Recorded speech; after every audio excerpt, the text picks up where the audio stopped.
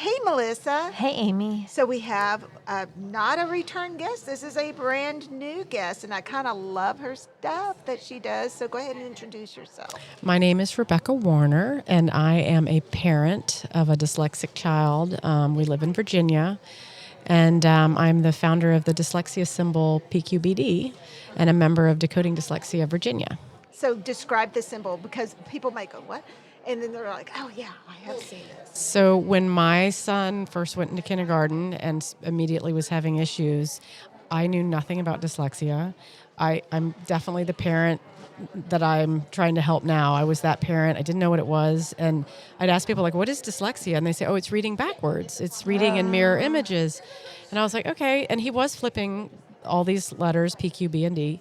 And but I felt like there was something more to it. And so I went off the deep end and ended up, this was 2010, and by 2012, a couple other women in my living room started the Virginia chapter of Decoding Dyslexia, and we started legislating in the General Assembly to change laws as we're learning about everything. Yeah. I was like, we need a symbol for dyslexia, and I kept going back to that place of misunderstanding where everybody thought it was reading backwards and in mirrors. And I thought maybe it would be more interesting to go there and create a space to talk about what it really is.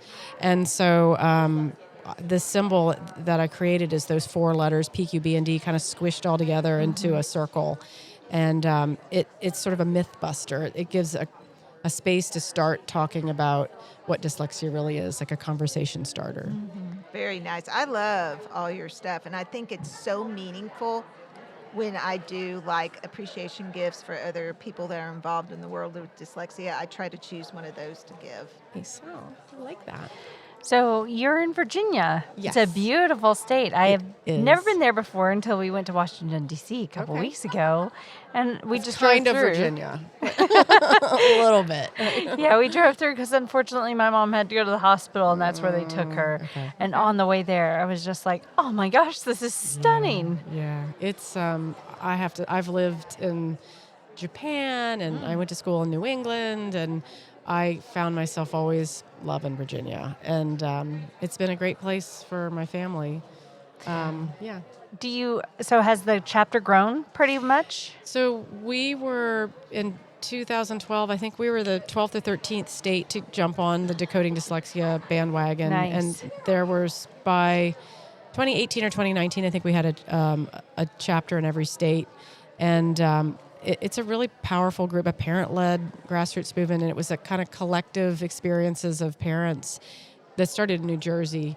But we changed more laws in 5 years than what had previously been changed in 70 years in America. Wow. And I think as much as as a parent, I was looking for a support group when I started it for my emotional health, so I could be the best for my son who really needed a voice.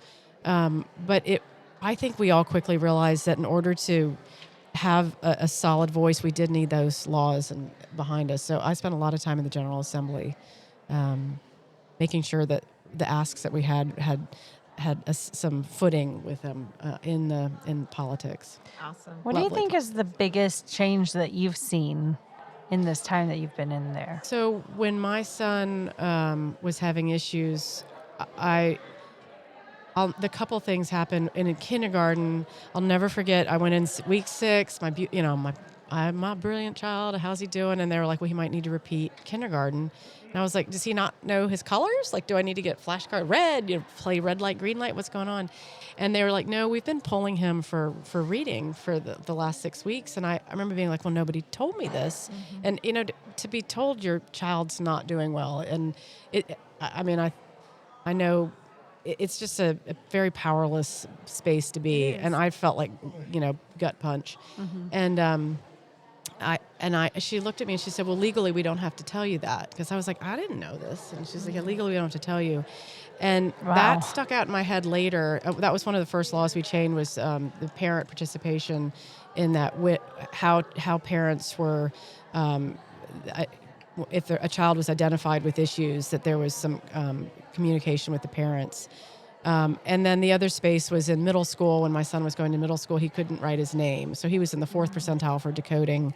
And well, he had dysgraphia and he had everything, ADHD, auditory processing. And we got to heading into the 5th grade, and they were like, he's we don't teach reading and writing in middle school. That's something that he should have. And in hindsight, I should have right then, like, there's your lawsuit, right? Like, or there's your, like, if you can't teach reading and writing, how is he going to get through high school? Right. So, yeah, those were big red flags for me. That's amazing. And then you've come together and you did the Decoding Dyslexia and created this international symbol to represent, our students, our students with dyslexia. So you've done. So if you could create the next law to be in place, what would your ask be? Well, the Cadillac, which we called, that changed everything. And I always love to tell people the Virginia Literacy Act, the last 5 years in legislation is just a fabulous piece of legislation that's getting rid of practices that don't work. It's changing how teachers and reading specialists are learning in the higher ed curriculum. It's raising awareness. It's changing the way we assess. It's a Virginia Literacy Act. Go on the Virginia Department website. I mean, our group is now mostly about fidelity and following that. But my advocacy, and I knew this was going to happen, as my son, he turns 23 tomorrow, is his birthday, when we're presenting at the ALTA conference. And I'm finding myself going to the adult spaces more. And the symbol brought me to Maria Canning in the UK as she was advocating for different facets of change in adult workspace. And her work with the Police National Dyslexia Association to help officers who are dyslexic to advance their careers and have the resources they need. I'm really excited about the adult space now. Yeah. And it's like a mother's love. I'm not going to stop helping kids and sitting in IEP meetings and helping people out.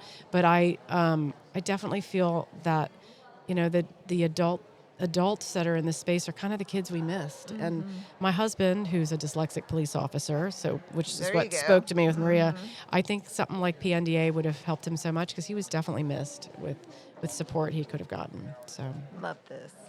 Well, this has been just such a great, engaging interview. We really are excited that you were here and love to have you back another time. I would love that. I love what you guys are doing. I feel Thank so happy. you. I've met so many wonderful people today. So, Aw, yeah. good, great. Yeah. good. Okay, bye, y'all.